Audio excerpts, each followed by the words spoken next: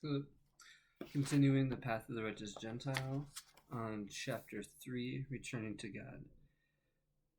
Part 1. A person must realize that God, blessed be He, is more merciful to man than anyone or anything else can be. The Creator, blessed be He, does not conceal anything from a person which might improve his personal welfare. For man is God's creation, and no one can better understand how to care for a creation than the original maker. If this principle applies to a human craftsman who does not create any new form but merely changes the form of an already existing creation, then certainly it is true of God, who brought man into being from absolute nothingness and sustains him at every instant and every second. God is all-knowing in the ways of what is best for man, what can damage him, and what will work to his advantage. One should contemplate and know that God lavishes great and abundant kindness on man. From the beginning of human existence, God has bestowed these kindnesses even without man's being worthy of them. And it is not because God has a need for man, but only because of God's great goodness and generosity. One should also realize clearly that God observes him at all times, and that there is nothing hidden from him. All stand revealed before him. God knows whether or not a person has complete trust in him.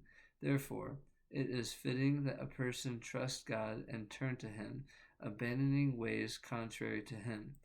By observing the 7 Noahide commandments with care and deliberation, one demonstrates that he has put his complete trust in God.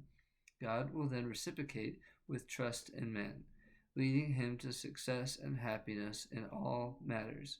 There is no miracle in the creation as great as returning to God through repentance. Repentance is greater than wisdom. By means of wisdom, man can discriminate between good and evil, choosing the good and rejecting the evil. Nevertheless, the evil remains evil. But through repentance, man has the power to transform evil miraculously into good. For the sins themselves and the remorse over having committed them are the very actions that draw a person to God with impassioned longing and great love. A Hasidic Rebbe once happened upon a person who was a notorious sinner. The Rebbe walked up to the man and confessed that he was envious of him.